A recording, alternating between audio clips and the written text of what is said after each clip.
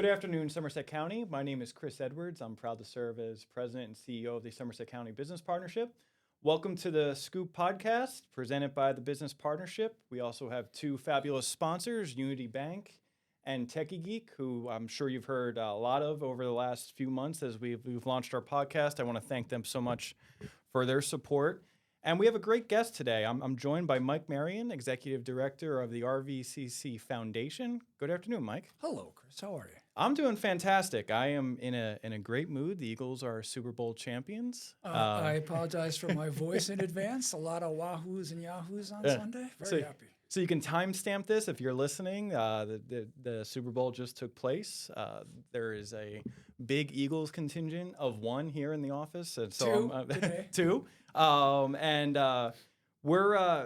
have a bunch of really great opportunities and events coming up at RVCC that support the foundation. So before we get to those, I kind of want to just start at the beginning, which is, what's the mission of the foundation and what's your role and how are those funds spent for the college? So we are literally the fundraising arm of Raritan Valley Community College. So we really line up with the specific strategic priorities of the college. But really what we're about is people always just leap to the idea of we're fundraising for the college, which we do. But it's really about engagement.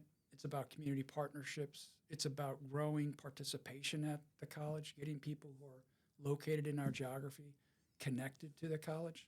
And there's so many ways now to be part of and connected to Raritan Valley Community College. So is it, when you talk about maybe the difference between a 2-year school and a 4-year school, I think there might be viewed as when people graduate with their bachelor's, they have sometimes if they got an associate somewhere, it gets discounted, right? People say, my degree's from that school and not from RV. But the other benefit is you have a ton of different connection points into the community, whether it's through someone taking classes when they're in high school, maybe someone doing continual education in adulthood. So can you talk about some of those advantages you have through RV, through that kind of footprint you have in Somerset and in Hunterdon counties? Yeah, so we'll never be a 4-year institution in terms of the alumni reach and impact. But it's amazing to see a lot of our grads have increasingly decided to keep RV on their CV or on their LinkedIn profile, right, on their resume, because they had a epic experience at our college. There's this myth about community colleges that it's really for those who sort of wander off the beaten path and are not sure what they want to do next. That's so far from the truth. I mean, community colleges in this country right now, they're more like launch pads. Right. You're talking about the highest possible quality education your first 2 years post-secondary. You have small class sizes. You get to know your faculty. In the case of Raritan Valley, a lot of our students are doing real research in the community, which is exceptional for a community college. So we're trying to bring more of the 4-year experience to the 2-year journey at Raritan Valley. And we've got pathways that are meant to matriculate students to the 4-year, and we've got workforce training tracks that are meant to move them right into the job market.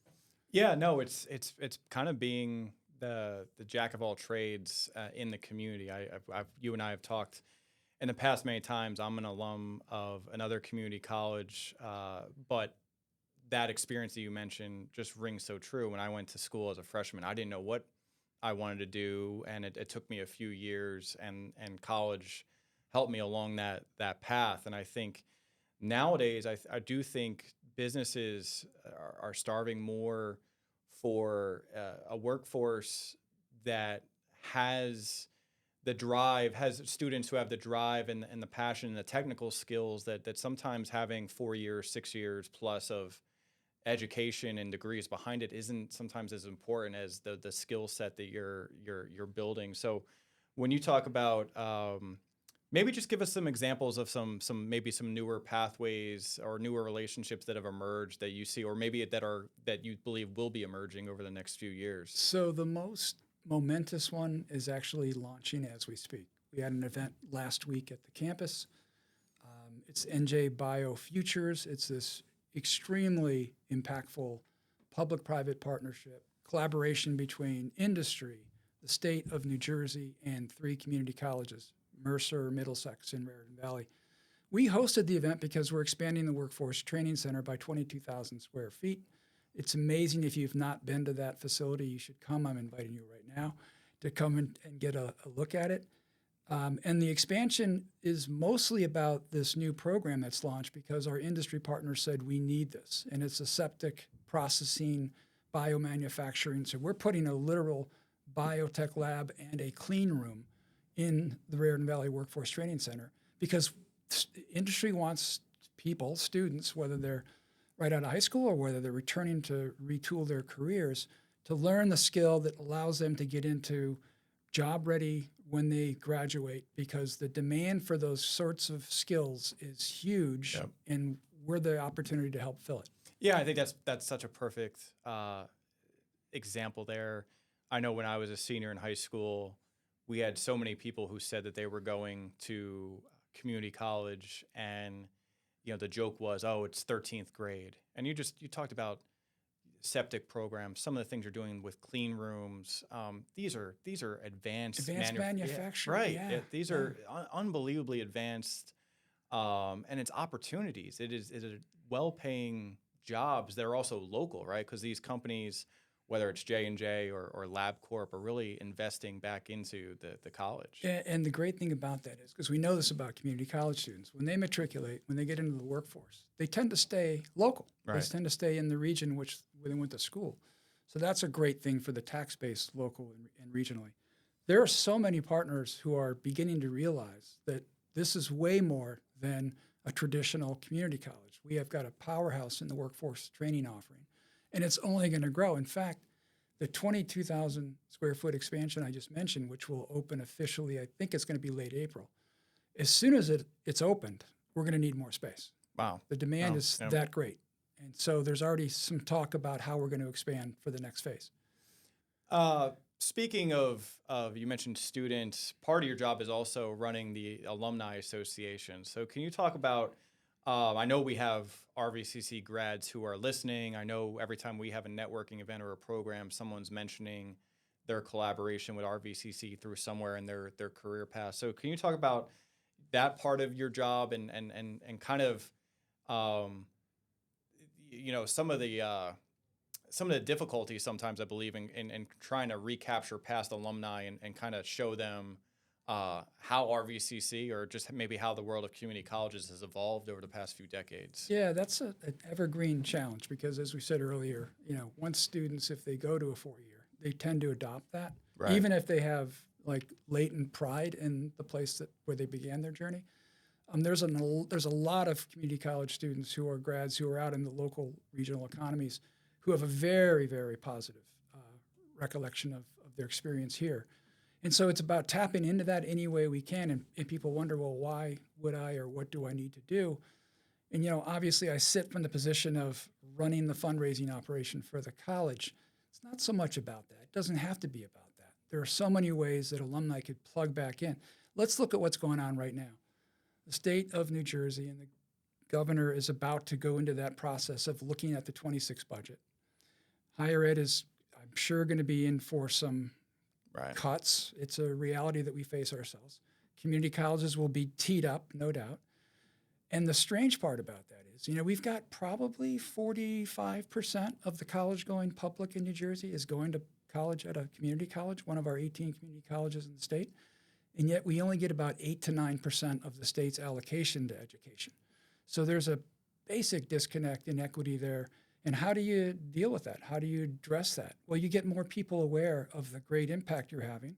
And alumni are in that consideration set. They could be part of our ambassadors to literally lobby local legislators, state legislators to basically pay attention to what's going on in the community college sector. We're keeping the student debt down because we don't cost as much, and we're putting graduates into real opportunities in their future. So the economics of the community college sector is about as good as it can possibly get. And there is a negative perception of higher ed in the country right now, but that doesn't seem to be residual at all with community colleges. It's more of the larger institutions. Yeah, well, I think you just mentioned it. It's affordability. I think if there's any advice I could give to a high schooler out there, it's that it's very easy to look at going off to a 4-year school, moving away from home, and looking at that. If you don't know what you're, if you want to move away from home, or if you don't want to stay local, you in 10 years are going to go, oh my God, thank God I went to RV. It saved me so much money.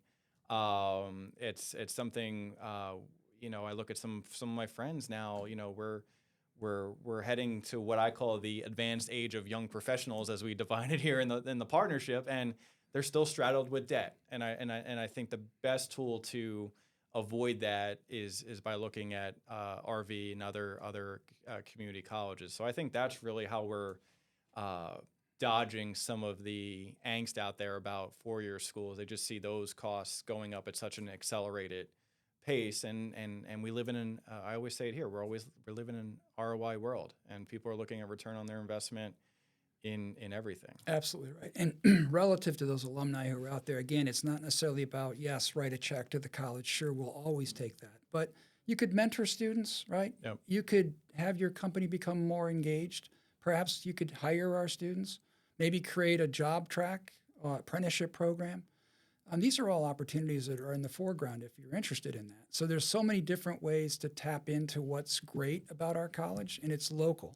So it's there for the taking if those alumni are out there and interested. Yeah, and if there's anyone listening who, their company is looking for mentorship, interns, please reach out to Mike or myself. We do an annual event at RV where we bring businesses and college students together. It's unbelievably successful. We get a chance to look at students' resumes and talk to them about our experience. So I love that event. By the way. It's great. Yeah, it's so much fun. I look forward to it every year, and it kind of we actually have a couple of alum. One who's actually working for the County Economic Development Office, who's actually going to be there on the other side of the table this year. Yes, Drew Burrell. So that's really cool to see that now we're doing this. I believe this will be year 3 for us. To be able to see students who have gone from one side of the table to the other is very cool. Jabril's a great guy. I want to mention too about this idea of growing our partnership and our engagement. Sure. One of the things we're doing, I mentioned Johnson & Johnson, that's a pretty tangible example. But we're also going to work with the county. We're going to talk to the county literally tomorrow, meeting with Jessica Paolini and Carol D'Amato, talking about you've got a charge to grow, right, businesses here in the county. We're a part of that combination that helps unlock the potential. How do we marry our respective missions, maybe create some joint messaging that works for both parties? Like, that's what we are talking about. We're talking about being more ambitious and aggressive in how we position the college in the context of the broader local and regional economy.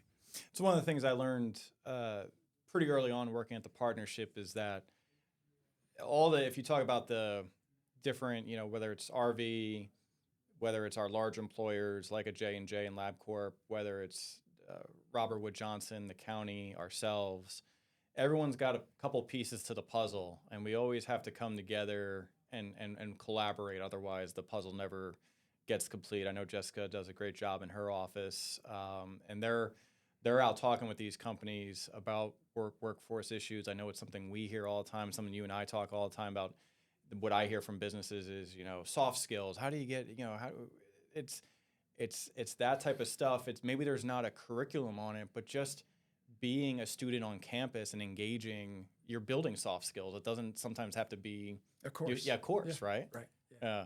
It's funny you mentioned LabCorp because that is a great example for us too. I mean, that goes back a couple of years for sure, but we sent some students there to work on a project. It was just sort of a experiential learning type thing. It was our engineering students, and they solved a problem that LabCorp was having in their lab, and the lab colleagues were so impressed with the RVCC students. They were like, "Oh my God, the project's over. Now what?"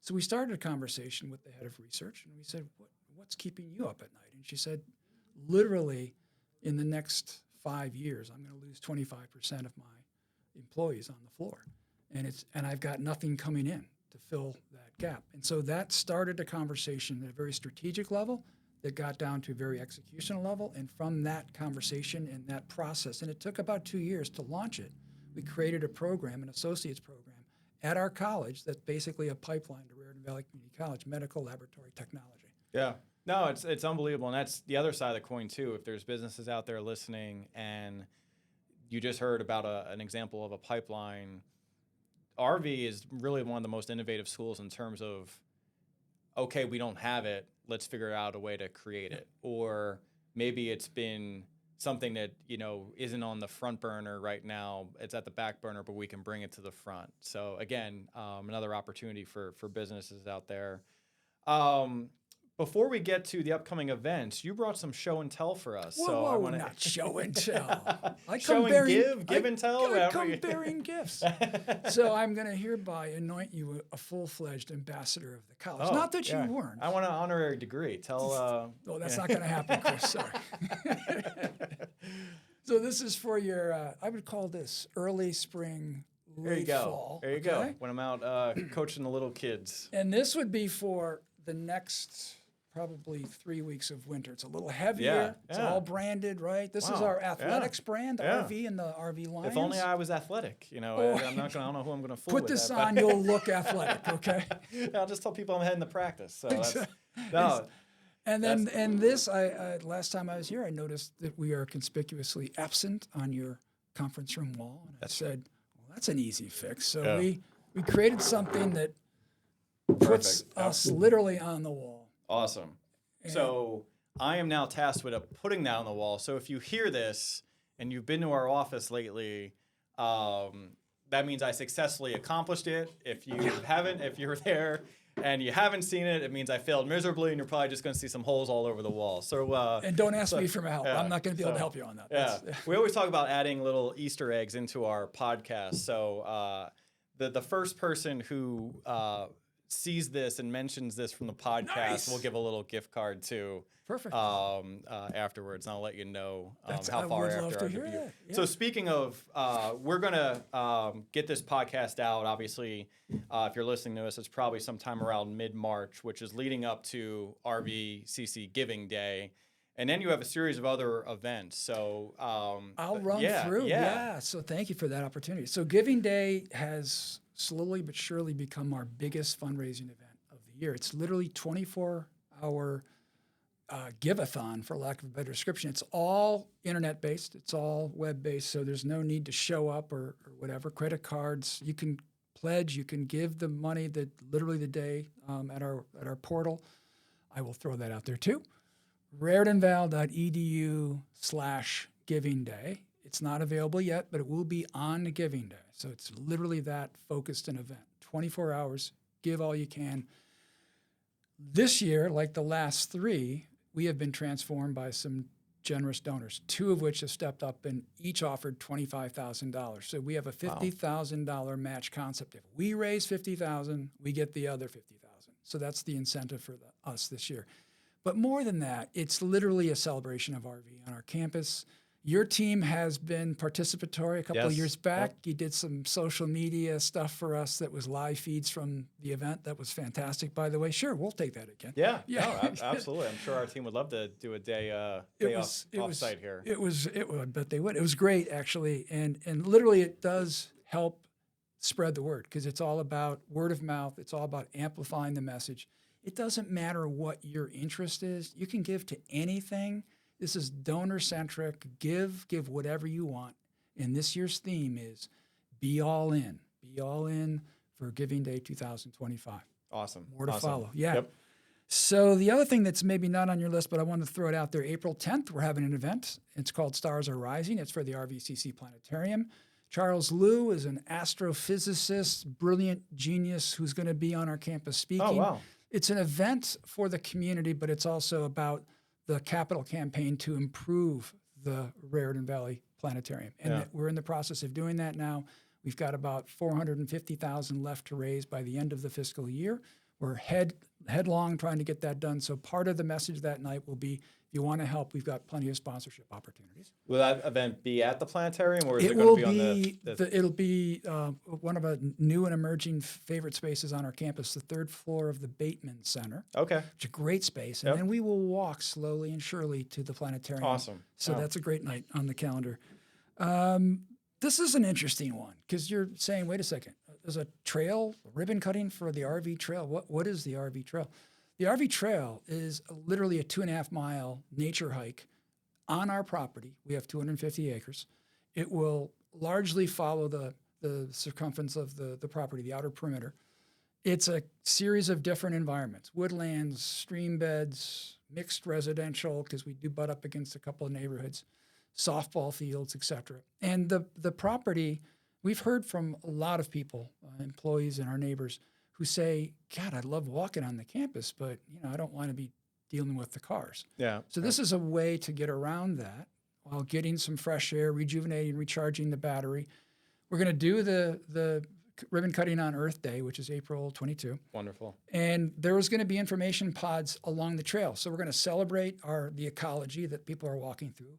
We're going to celebrate our environmental sustainability track record, which is epic, by the way. Many people probably don't know this, but Raritan Valley Community College is the #1 community college in environmental sustainability. So it's a national distinction that we're very proud of. In addition to that, we will also just talk about literally some of the things that are new and about the college, but also wedded to the history. The college's history and the land and the farm that the college eventually would come from is quite intriguing. So we're going to try to give ecology, sustainability, and history on the trail for 2.5 miles. No, I know that's an event we talked about. Having the chamber presence there, maybe we could do a networking event with our sustainability group, where it's a hike and network type of thing. I know it's something since the pandemic we've been doing a lot more of, is trying to get people out of a conference room type setting and putting them into other places. So that would be a very cool idea. That would be a blast. Yeah. A little bit later in the spring, May 16th, we have the RVCC Service Learning 30th anniversary event. It's a luncheon. And for those who don't know about that, it's a pretty amazing program, nationally recognized again. For 30 years, our students have been sharing some academic experience and then taking it out into the market and donating their time to help some 250 community organizations, nonprofits, schools, educational facilities, all kinds of different nonprofits. And if you take the donated value of that contribution each year, it's about $1 million a year from RVCC students. And so that program in its 30th year is going to be celebrated at that lunch. And so if you don't know much about the program and want to get a good deep dive into it, that's the day to come. And then if you go to a little bit further, June 9th, our 21st annual RVCC Foundation Golf Classic. Not much you have to say about that, but you do want to know this. We are a public community college, and we're having the event as part of the Somerset County Park System at Neshannock Valley. There you go. So that's a big deal. Keeping it all in the family. Keeping it in the family, absolutely, yeah. And then one event that we started last year that was a huge success, it's called The Big Picture, and that's the celebration of Raritan Valley Community College at TD Bank Ballpark, home of the Somerset Patriots. It's going to be July 8th. It's going to be a night game. We are going to be flooding the zone, as they say. You will have to be not paying attention at all to not see RV that night. So we're excited about that. It's a great chance to come out. There will probably be a small fundraising component for those who want to buy a special ticket. But we're looking forward to hosting our families, our employees, our supporters in the community for a great night of baseball. There's 5 or 6 great events here. Where could our listeners go to find out more information about these events? You know what? I'm just going to throw my email address out there. Sure, absolutely. So michael.marion, M-A-R-I-O-N, at raritanval.edu. And we're posting your home address and your cell phone number on the screen as we speak right now. My cell phone number is already out there, so go ahead. It's fine.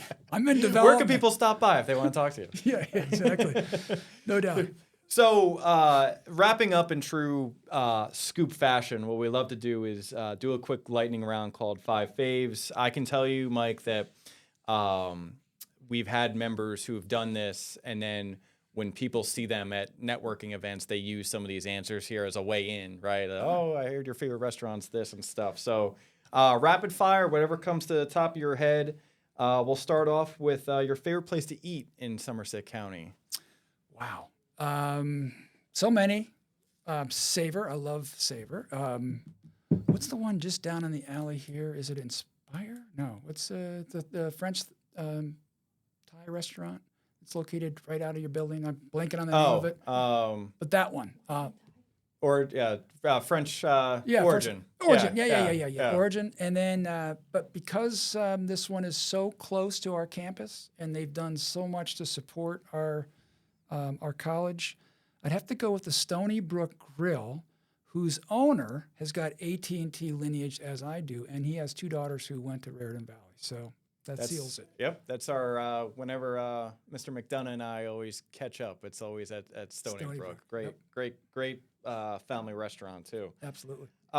You've been very engaged with us over the years at our events. Is there any event that the partnership's done? It could be the mentorship event that stood out to you over the years. No, the one that I think most appreciate, and I think you've done amazing things with it. It's the annual dinner. It's the annual lunch, I should say. That event has really taken on some scale and shape, and it's always done really well. And the attendance has been super significant the last couple of years. Like this last year was ridiculous. I know we have to tell the Palace to put on an addition. That's, exactly. Put people in the parking lot. And the idea of weaving in the 40 under 40 kind of thing is a cool thing. Yeah. Of course, some of us are waiting for the 60 over 60 event. But hey. We've had different pitches. You never know what we might come up with next.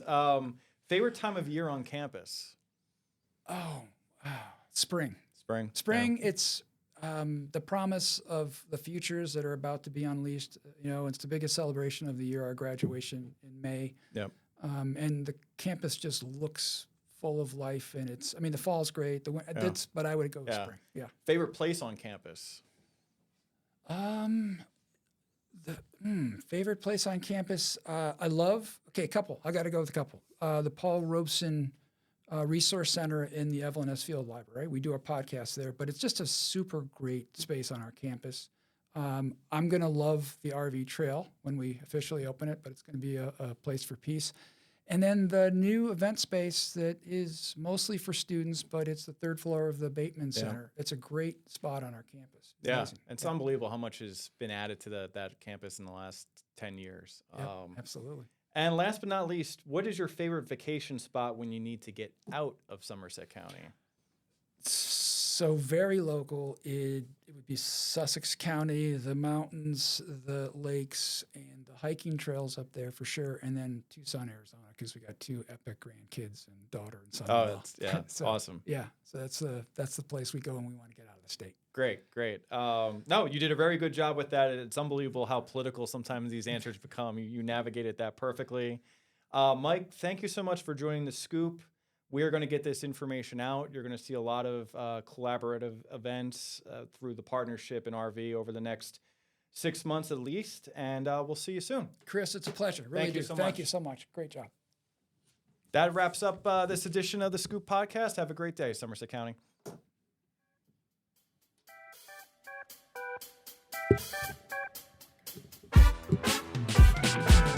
Right at the 25-minute mark.